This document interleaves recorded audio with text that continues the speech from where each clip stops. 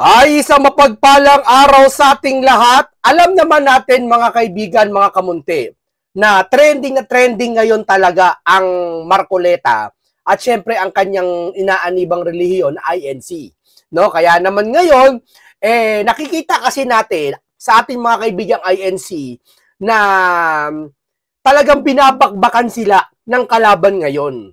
Imbis na, nabakbakan yung mga maanumalyang proyekto na ghost project na may gawa o may sanhi, wala ka nakikitaan binabakbakan nila. Magpakita kayo sa akin, malibang kayo Rowena Guanzon, na alam ko si Rowena, hindi ko pagkakamali kung pink siya o hindi pero marunong siya mag-isip. Kaya nga ako sa kanya, kung tumakbo man siya talagang idol ko yun Totoo lang, magaling siya mag-isip kahit siya pinklawan. Di ba? Galit siya sa Marcos. Sinasabi niya yung pangalan, Romualdez, Saldi, at talagang binabanggit niya. Yung ibang pinklawan, katulad na sa larawang ito, na pinapakalat niya, na sinasabi, di umano, ganyan-ganyan, mamaya malalaman nyo, no? Ngayon, tila yata ibang pink na to, pati ibang loyalista, ang binabakbakan nila ngayon, si Senator Rodante Marcoleta. Pero tanong, bakit binabakbakan si Marcoleta? Kasi obvious naman, lahat na lang ba na nilabas na galing, hindi naman galing kay Marcoleta, no? Lahat na lang ba na may kaugnayan si Marcoleta sa testigo, sasabihin nyo, scripted, o galing kay Marcoleta? Ano ba naman yan? Yan kasi ang kapapanood nyo ng pelikula. Araw-araw, wala kayong ibang ginawa sa buhay nyo, manood ng pelikula. Kaya na-adapt nyo yung mga mentalidad na akala nyo nangyayari sa toong buhay yon. Diba? Mga kaibigan, laliman natin ng konting pag-iisip.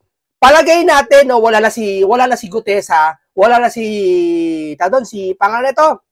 Wala na si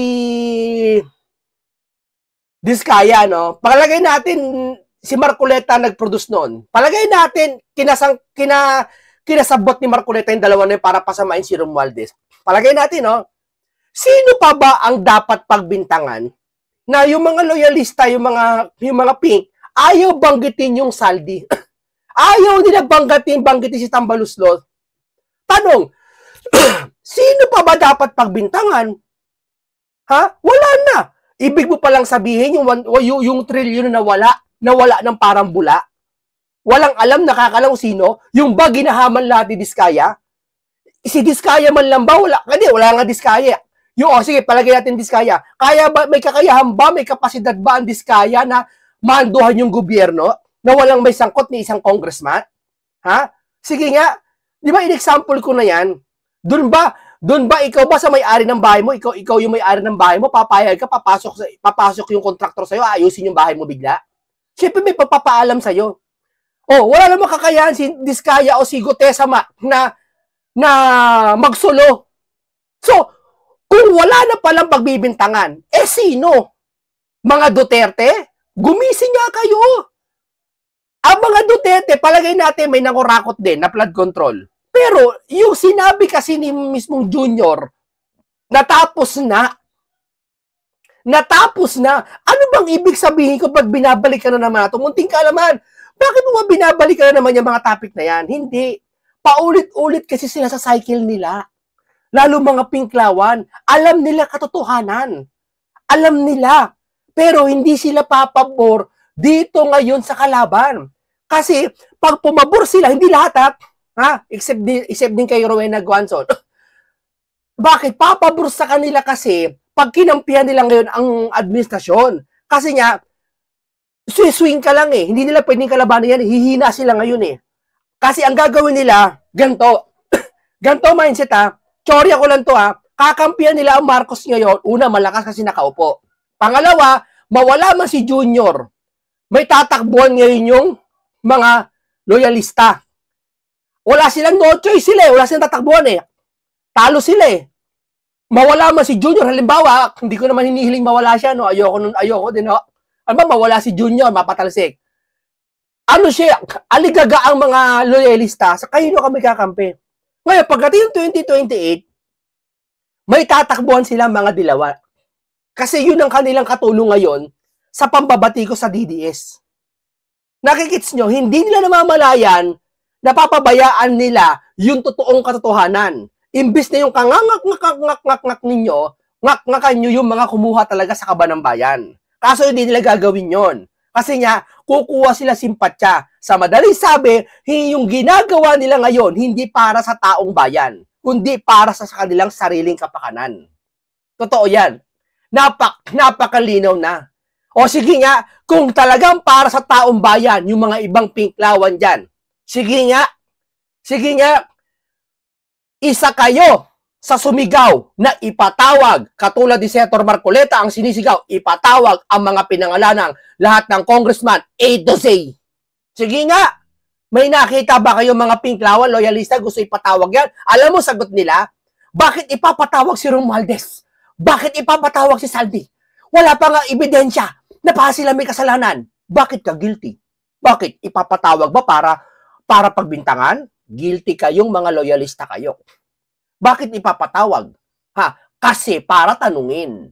Kung tinanong at hindi tumugma dun sa inilabas ng Gutesa na sinabi may nag-deliver na maleta, di absuelto yung mga aso yung amo nyo, okay, pakawalan. Okay, pahiya DDS, pahiya lahat. Kaso may nangyari na ba? Ayaw ni School Bukol at ni Boy Tago. Bakit? Isang malaking question kung bakit ayaw nilang tanungin yung mga congressman. Interparliamentary courtesy. Ikaw ba naman, tungkulin mo sa bayan mo na maglingkod, binoto ka. Yung isa pumayag ka, nagbendalo. Hindi ka ba papayag man lang, kaibigan mo naman niya. Sabi mo dati, si SP, di ba sabi ni School Bukol, katext ko si speaker, ganyan, katawagan daw niya. Hindi mo lang ba sabihin, hindi naman kayo close, pero nakikitaan kayo sa ibang picture, magkakilala kayo. Yung ba para ba sa parehas kayong binoto ng taong bayan? Parehas kayong binoto ng taong bayan. Hindi ba yung mapapakiusapan mo, wag nang imbitahan bilang batas, bilang personal na lang, Tawagan mo, dating speaker, pwede ba, okay lang ba na dumalo ka sa hearing namin? Huwag na interparliamentary. O sige, palagi natin may batas. Yung sarili mo na lang. Di ba alam ko kumpare sa kasal yata yan? Bilang kumpare na lang. Pare, okay lang ba dumalo ka? Sige na tol, para talagang patunayan natin sa kanila na wala kang kasalanan. Ihayag mo lahat. Bakit di nyo ginaganon? Bakit di nyo naisip yung mga pinklawan? Bakit si Senator Marcoleta naisip yon? Tapos yung naisip yon, sasabihin nyo kay Senator Marcoleta, kinakampihan Diskaya at Gutesa. Kung kinakampihan pala ang Gutesa at Diskaya, sino pang may sala sa 1 trillion na pera? Sino may kasalanan? Wala? Isisisi nyo sa Duterte? Hindi niya pwede masisi ang Duterte. May kanya-kanyang corruption din yan malamang. Storya ko Ay mo, Duterte may corruption. Pero yung sinasabi namin, pinirmahan kasi ni Junior na tapos na, sabihin, sa panahon niya. Yun ang hinahanap namin ngayon. Bakit nyo isisisi sa mga Duterte? Di ba? Nakakatawa.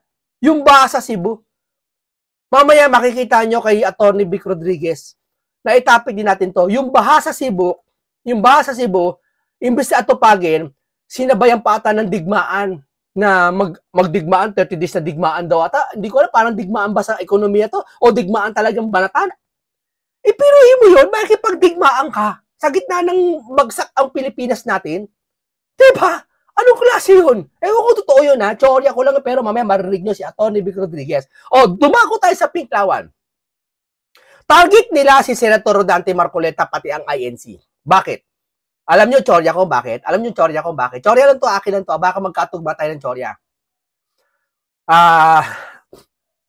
Gusto nilang, natatakot kasi sila, baka yung magraling ito, hindi lang INC. Baka manawagang baba. Ayon sa aking mga chismis na naman, i-correct nyo ako pag wrong ako, Chismis ko lang naman din to, Pag ang military sumuko na, kumampi na sa bayan, bababa ang presidente. Natatakot sila baka ganun mangyari. Kasi baka daw hindi akin to, magtipo ng INC, KOJC, GIL, at siyempre kay Robin Padilla, side niya, mga Muslim. At yung iba pa mga galit, hindi lang DDS. Yung mga pikon na sa nangyayari ngayon na palusot ng palusot, sila School Bukol at si Boy Tago. Obvious na. Ang pakiramdam ng mga ibang loyalista, marami sila. Hindi nila alam na detect sa AI, puro sila fake account. Di ba? Oh, sarili ko research din. Hindi naman lahat fake account. May mga tao din naman. Yun yung mga nabobola ng fake account. Na pag sinabi ng fake account, ang galing-galing ni Junior. The best ka talagang presidente. Napapagaya ka na. Parang monkey do, monkey see, monkey do. Yeah? So, balik tayo dito. Anong, teorya ko lang to Nata, anong gusto nilang palabasin at anong gusto nilang game plan dito? Ito sabihin ko sa iyo, teorya. Gusto nilang bakbakan si Senator Marcoleta pati ang INC. Kasi alam nila, maglalapit na, kasi pag marami nang rally, di ba, kala mo, hindi aabot ng 100,000, hindi aabot ng 20,000 rally. INC lang ang nakakagawa ng milyon. So, ibig sabihin, pag pinangunahan ng INC, baka sumama lahat. Kasi niya, full force. Natatakot ang mga pinklawan na mababa kasi si Junior. Kumbaga, paranoid na nga eh. Alam mo naman, hindi mangyayari na mababa si Junior. Kasi niya, bakit, alam mo na, pwedeng mababa, pwedeng hindi. Pero lamang na hindi. Kasi sino ba naman presidente mababa? Yeah? Teorya lang to akin lang to Iniisip ng mga pinklawan, na, pasensya na kayo kasi malakas masyado yung liwanag ko, kaya medyo sumasakit yung mata ko. Medyo nasisilaw ako. Wala kasi pag ring light malabo eh. Pero yung ilaw ko dito kasi sa tapat ko, napakalakas. Oo, kaya medyo, sa susunod, gagawandaan ko na, kaya medyo nasisilaw ako eh. Bisa pipikit akong ganyan, nakikita nyo pag sasalita, nasisilaw ako eh, pero tinitiis ko lang. No, pero tuloy tayo, no? Kaya minsan mapasin mo, parang gumagawin ako, parang, ako eh, nasisilaw talaga ako eh. Maliwanag masyado, pero ayan nyo, ayusin ko. Pero ito, tuloy tayo Bakit nga ba gusto ng mga pinklawan at ibang loyalista na bakbakan ang INC sa si Marcoleta? Simple lang. Teorya ko game plan. Bakit? Baka mababa si Junior sa pamamagitan ni Marcoleta at ng INC sa pangunguna. Paranoid niya paranoid eh. Yung fight or flight response eh. Hindi mo alam kung paranoid ka na, ano ba talaga to? Bababa to. Nangungonsumi na ang dilawan. Kasi papalit si Sara. Pag pumalit si Sara, finish na kayong lahat. Pati si SP, pati si alis kayo dyan. Kudita lahat yan. Alis kayo. Sorry ako yan Alis ka SP, school bukol, palit ulit si Cayetano, lahat kayo. Ngayon, mamaparanoid sila. Ma-out of place na naman sila. Lubog sa Edidoro naman sila. Ocho diretso sa Edidoro naman sila. So, anong ibig sabihin? Babakbakan nila ngayon si Marcoleta pati ang INC para walang masyadong maniwala. Na, uy, teka, tamo, pasin nyo lahat ng page ngayon. We love BBM. Proud BBM. Pero pag tinignan mo yung mga nagko-comment, puro fake account. Tapos, puro page na pinagana na lahat ng dapat paganahin. Tinitira ngayon ang INC pati ang Marcoleta. Lahat tinitira nga nila ngayon, binabakbakan. Tingnan nyo ang INC for transparency, for lalabanan ng korupsyon. Bakit nyo lalabanan yung lumalaban sa korupsyon? Dahil ba kayo kaisa din sa korupsyon? Hindi po. Isa na rin yun. Pero ang pinakalayunin, wala silang pakialam sa taong bayan. Na nakurakot na yan, kung sino man makipaglaban dyan, na sisira sa layunin nila na makaupo sa 2028, babakbakan nila ang mga lumalaban sa korupsyon. Meaning, wala silang malasakit sa bayan. Dahil kung makikita mo ang may malasakit yung mga yan, ibang fake, hindi ko nilalata ibang loyalista. May mga nababasa ako, loyalista, pati mga pinklawan, sumusimpatya ngayon sa DDS. At hindi sa DDS, sa nangyayari ngayon, at ginagawa ni Marcoleta ngayon, sumisimpatya. Bakit? Tama kasi ginagawa ni Marcoleta. Ngayon nyo sabihin sa akin na nabuko kayo, na eto si Marcoleta at ang INC, pinag-iinitan nyo, gumagawa sila ngayon, napakaraming account, bago lang eh. May nasubaybayan ako kagabi na puyat niya ako eh. 10 account, ang friend lang, 2 pa lang. Hindi sila pwede magparami ng friend sa isa't isa, mabubuko lalo sila eh. O bakit ang friend ito, isa kabila. Alam mo yun, friend mag-mutual friend lahat kayo. So ibig sabihin, gumawa kayo sabay-sabay account. Ang ginawa nila, gumawa sila sabay-sabay account, nagpe-friend request sila kung kani-kanino. Eto, di ba may nagpe-friend request sa inyo ngayon? Totoo hindi. Sa mga nagko-comment ngayon sa social media na pinagtatanggol nyo, si Marcoleta o ang INC o may nagpe-friend request sa inyo, di ba? Konti lang ang friend. May nagpe-friend request sa inyo kagabi 6. Gulat ako sa account ko. Ang friend lang 2. Meaning, gusto nila ako i-friend para lahat, ma-friend lahat, marami, magmukhang legit sila. Di ba? Kagagawa lang bakit? May nahuli akong 5 na ang nag-create lang November 3, 2005. Ngayon, tinignan ko siya, sinip ko yung link niya, tinignan ko, hinide na niya. Hindi ko lang kung na-hide yun, yung paggawa ng account. Naka-hide na lahat. Meaning, nahuli ko na. Nahuli ko na, nakagagawa lang. Ibig sabihin, sinusubaybayan ko yung ano niya, yung nakalink yung account niya, nakalink sa akin eh. Sinusubaybayan ko, nagpo-post siya lamang kay Marcoleta, pati sa INC, pati ngayon sa mga pinagtatanggol niya yung mga pink. Obvious na obvious mga kababayan ko. Obvious na obvious po. Binabakbakan nila ngayon si Marcoleta pati ang INC para walang maniwala sa dalawang ito. Para pag naidaos yung rally, wala nang maniwala. Akala naman nila ganun mangyayari. Hindi po ganun mangyayari. Di ba? Pero kung mababa man si Junior, kinatatakot nila bangungot sa kanila. Kaya ito, ang pink lawan nag-post nito. Pakinggan nyo ha. One of the many tweet birds. So, you are lighting from this Audi R8 worth more than 10 million pesos with your driver assisting you. This was sometimes in January 2025 around Starbucks, Petron, Katipunan, after Loyola Grands Villas. Nasa salin nyo po ba ito? Si Marcoleta pinaparinggan. Okay ba naman pinahiram lang sa inyo o beneficial owner lang kayo? Nagtatanong lang po. Truly concerned, citizen. Walang ganyan nagtatanong citizen. Siya, maaari siya lang mag-isa. Ito daw po, pinalalabas yata kay Marcoleta, etc. Nasa salin daw po, doon, 10 million lang to. Sa bagay, mga pinklawan dyan, mga iba dyan, may hirap. Laking-laki na sila sa 10 million. Gulat na sila. 10 million. Gulat na sila sa 10 million. Yeah? Kaya, pag nakita kay Senador Dante Marcoleta ng ganito, asar na asar sila pinagkakamalan. Saka hindi, yung salin ni Marcoleta, pinapansin daw, mas malaki daw yung gastos ng eleksyon ni Marcoleta, 100 plus million, kaysa sa salin niya. Bakit yung ibang senador dyan, pati yung babae dyan, na pink, na senadora, bakit hindi yung silipin yun? Ang laki din ng gastos sa eleksyon nun na. Lahat kayo may gastos sa eleksyon, senadora. Bakit kay Marcoleta lang kayo nakapokus? Harap-harapan ng garapalan ginagawa nyo. Kasi bakit? Tama, si Satanas kapag malapit na maparusahan, garapalan ng pinaparusahan yung mga mapapahamak niya. Garapalan ng nangangalo niya lahat ng tao. Garapalan ng pinapatay niya yung mga tao. Ganyan si Satanas kasi alam ni Satanas, malapit na siyang parusahan sa dagat-dagatang apoy. Tama, mali. Anumang religion, nababasa yan. Malapit na si Satanas parusahan. Kaya mainam nagmamadali na. Ika nga, nandadamay na. Ganto rin itong mga to. Alam nila, malapit na ang katapusan nila sa kanilang karir, sa kanilang end of political career. Kaya ginagawa lahat na puspusan, wala silang pakialam, harap-harapan na to. Kahit may magsabi sa kanila, Sir, tapikin mo, mga pink, yung mga ibang pink ha, Sir, ba't nyo pinupush yung salin ni Marcoleta? Ba't di nyo mapush yung ibang senador ng pink din? Wala na kaming pakialam. Wala na kaming pakialam. Kahit yung mga pink namin senador, kahit malaki gastos nila kaysa sa salin nila, wala kaming pakialam. Ang gusto namin si Marcoleta lang. Malapit na kaming parusahan. Ganyan po sila. Iniano ko lang sa inyo para mas maramdaman nyo yung aking sinasabi.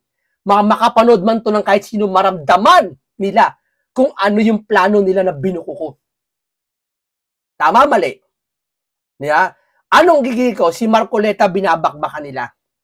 Ang daming pinapalabas. Salin. Bakit yung mga senador dyan, bilyon yung isa, si Amy yata, laki ng gastos. Ba't di nyo siwayin? Bakit si Marcoleta lang? Kasi, ito lang si Marcoleta ang makapagpapabuko sa mga flood control mastermind na bagay na alam nyo rin pero hindi kayo tumutulong. Kasi nga, political kayo sa 2028, nakautak nyo, naka-mindset. Ngayon, takot at takot sila po pag nabuko po yung mastermind ng itong administrasyon ni Junior. Bakit?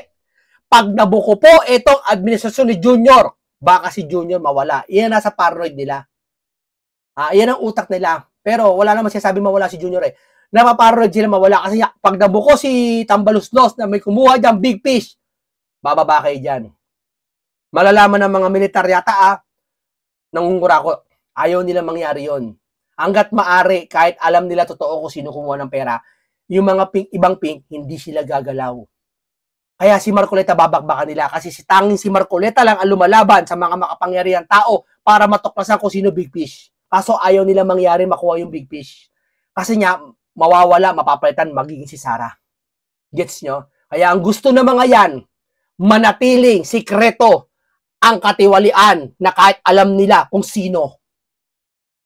Para sa ganon, mapanatili ang kanilang posisyon at si Sarah hindi makaupo.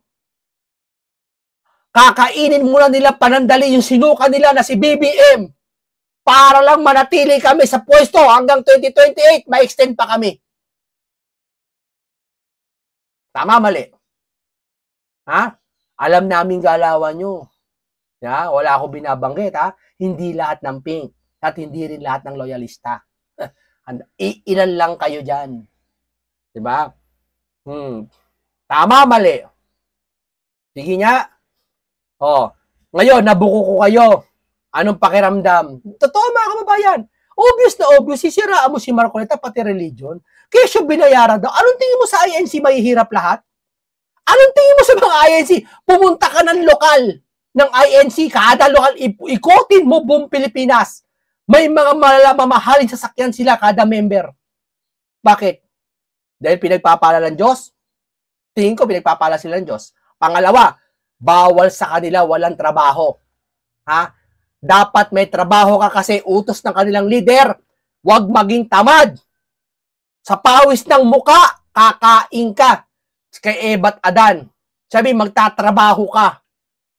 Ha? Lahat sa iglesia may trabaho. Maganda trabaho. At pinagkakatiwala ng mga kumpanya, INC. Kaya minsan na po promote ang INC. Pag na-promote, maraming pera. Pag maraming pera, maraming chicha.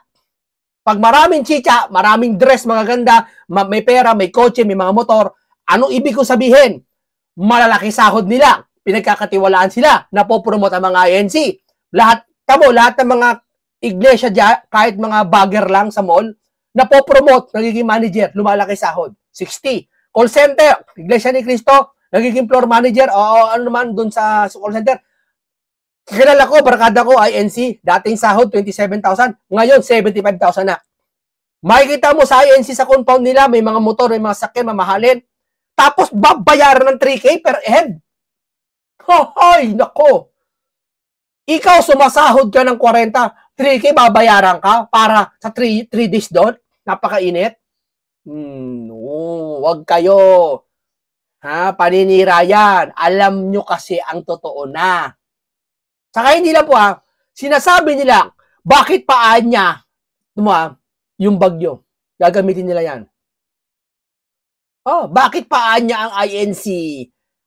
Bakit ang INC tutulong pa? Magrarally pa, tumulong na lang, imbis na yung gagastos sa rally, tumulong na lang sa Cebu.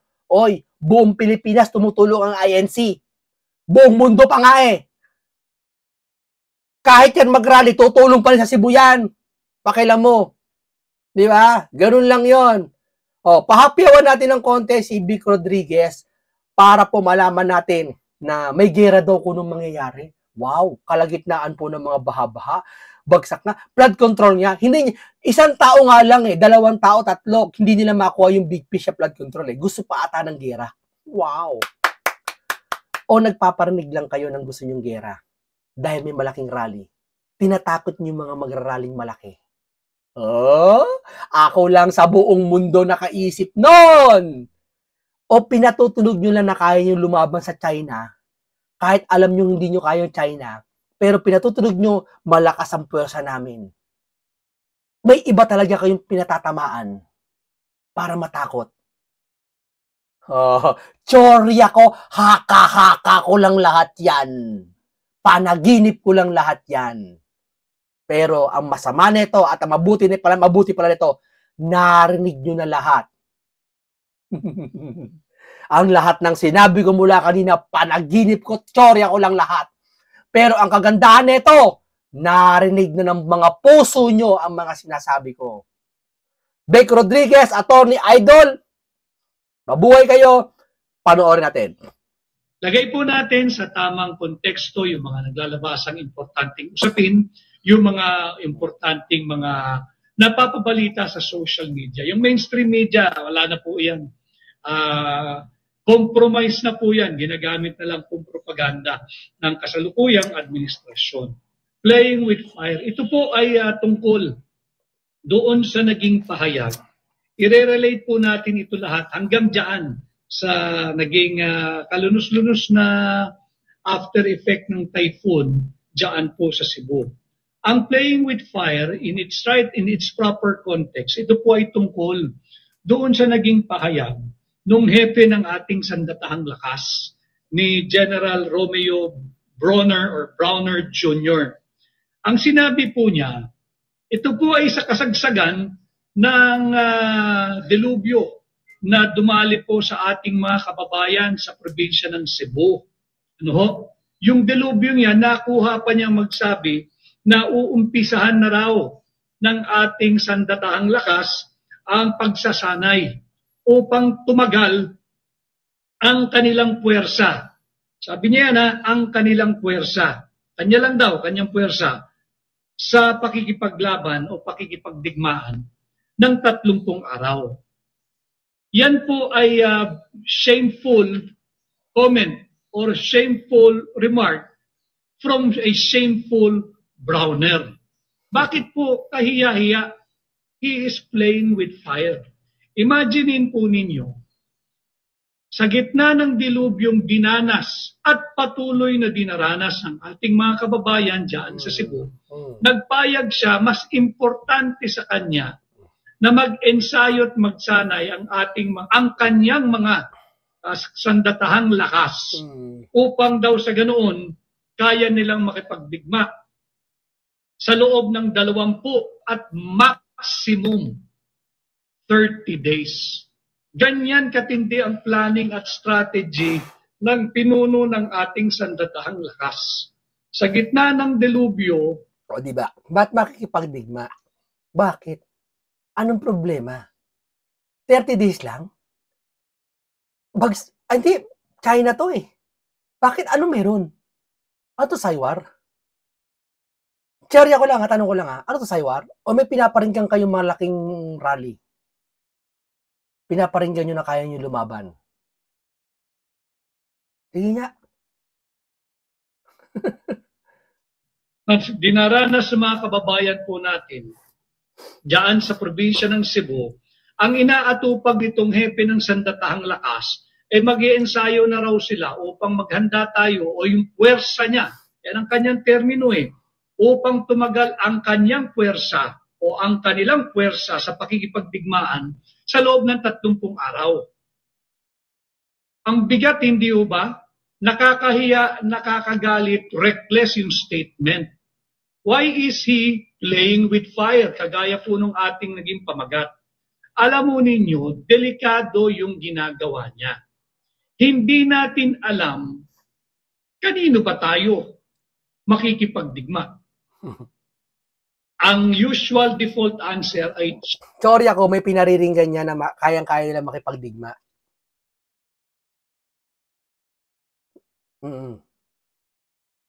May tinatakot yan mga, may sinasaywar.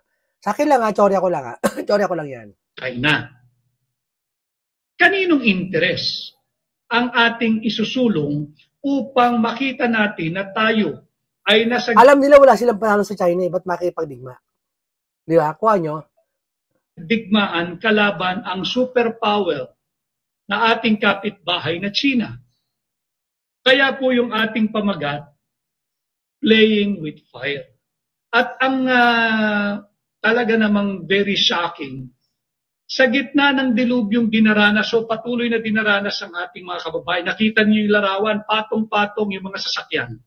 Yung kanilang mga kasangkapan, sira po lahat. Yung mga sasakyan, motorsiklo, hindi po dahil magandang tingnan sa optic, yung mga material things ay nasira, hindi po. Karamihan po doon, if not all, ay ginagamit nila sa kanilang hanap buhay, sa kanilang negosyo. And I dare say na karamihan po doon ay malamang ay nakautang pa Sira, wasak. Yung iba ron at karamihan din doon ay hindi insured. Paano po sila babangon? lubog sa putik ang kanilang bahay, sira ang kasangkapan, sira yung mga sasakyan na ginagamit pang hanap buhay, pangpasok sa opisina, hindi pa nababayaran ng karamihan. Wala naman din po silang emergency money. Yan po yung napatunayan na may isang pag-aaral. 2 out of 10, only 2 out of 10 Filipinos ang merong emergency or standby money in cases of emergency. Ganun po ang estado ng pananalapi ng mga ordinaryong Pilipino, yung low income at middle income. Ito nga po ang inaatupag gera. Bakit po siya naglalaro ng apoy? Ang tanong nga po natin, kaninong interes bang sinusulong mo? Interes ng Pilipinong lubog sa baha? O interes ng mahilig makialam na Amerikano na matagal na nating alyado? Eh hindi ba doon sa katatapos na APEC meeting, nag-usap yung dalawang supposedly ay magkabangga, si Donald Trump ang pinuno, ang Pangulo ng Estados Unidos, at si Xi Jinping ng China. At meron silang pagkakasundo doon na mas mainam na mag-usap sila at i-diffuse at de-escalate kung anumang tensyon ang namumuo, ang masaklap gamit ang Pilipinas, gamit ang Pilipino. Eto na nga, si AFP Chief of Staff Romeo Browner Jr. nagpahayag, naghahanda na po sila, nag-iensayo na sila para daw tumagal ng 20 hanggang 30 araw yung kanilang pakikipagdigma, yung kanya daw pong puwersa. Malinaw po yan sa naging pahayag niya. Dahil daw po, umaasa siya na on or before the 30th day, sasaklolo na ang puwersang Amerikano gamit na yung Mutual Defense Treaty of 1951. Ganyan katindi mag-strategize at magplano yung ating pinuno ng sandatahang lakas. Hindi, alam mo kasi, hindi natin malaman kung bakit talaga gusto nila digma to eh. Ano ba to? Cywar ba to? Ano ba to? May tinatakot ba kayong malaking mangyayari? Ano ba to? Ano ba to? Kasi tataka ko gera to eh. Sa gera ba, ano to? Paluan lang ng mga sampalan lang ba to? Okay na kung sampalan na wala mo mamamatay eh. Pero bakit kayo magigera? Ano to? Anong gera to? Ekonomiya? Gera ng keyboard warrior ba to? Murahan lang ba kayo? O basaan ng tubig? Malamang gera talaga to eh. Pinagbabawal nyo yung gera sa ano? Pinagbabawal nyo yung gera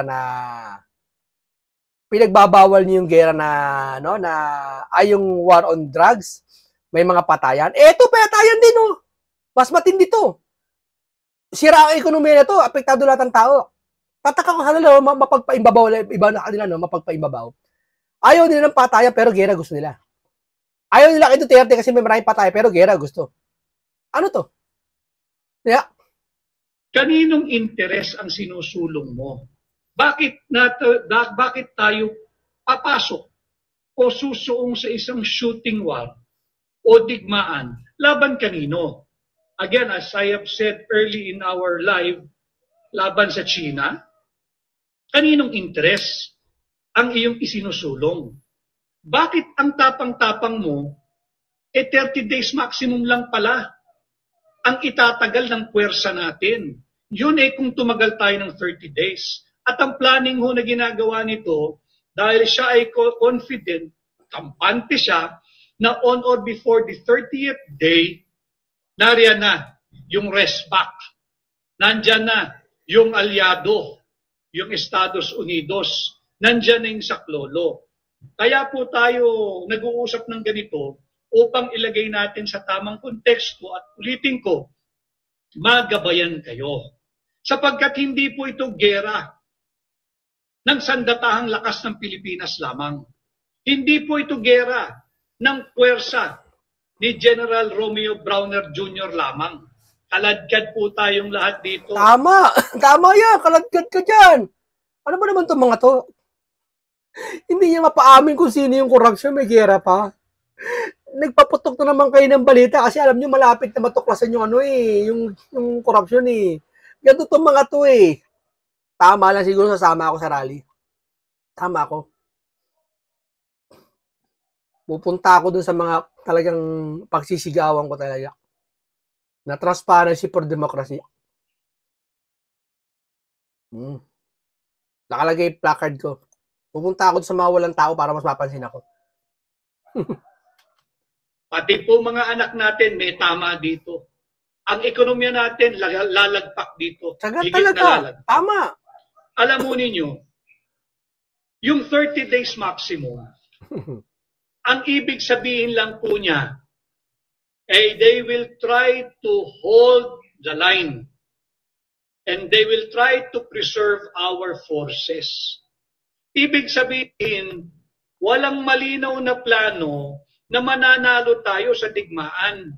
So, kung walang malinaw na pala mananalo at 30 days lang ang gustong digmaan, and China, hindi lang 30 days yan. Baka pang bala pala niya, di maubos.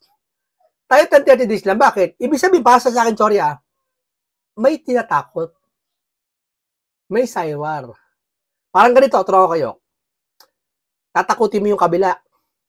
Gusto mo matakot yun, hindi mo siya didirect tatakutin. Ayaw namin kayong digmain. Hindi ganon. Magkukwenta ko ngayon na ako, makikipagdigma kami doon sa mga tao para pag narinig ng mga yun, matatakot. Ganun ba ang plano? Iba pag nagbabasa ng Biblia. Iba pag kabisado ang banal na kasulatan. Nababasa yung mga hinaharap at yung mga iniisip na hindi kayang isipin ng ordinaryong tao. Bakit? Sino pinariringgan nyo?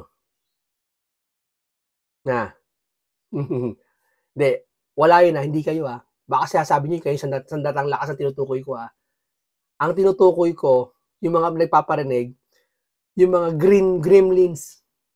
Alam niyo yung palabas sa gremlins, pag naulan ang dumadami, yun ang pinaparinggan ko. Bakit hindi kayo Bakit isisi nyo sandatang lakas ang tinutukoy ko Si Atty. Vic Rodriguez nagsasabi nun. Ako nagkukwento lang ako, nag-tutorial lang ako. Hindi kayo yun. Mula kayo na, gremlins yung tinutukoy ko. Tuso ba? 30 days niya, hold the line. Preserve our forces. Huwag maubos, huwag mag-decimate yung ating puwersa. Pwede ba yun? Ito yung maliwanag na halimbawa. Yung 1951, na lagi nilang sinasangkalan at ginagawang sandigan upang makumbinsi ang mga Pilipino na handa tayo makipagdigma dahil nariyan ang puwersang Amerikano. Hindi po totoo yun. Sapagkat yung 1951 Mutual Defense Treaty, wala naman po yung mga pinagtatalunan ngayon dyan sa South China Sea, yung Scarborough Shoal.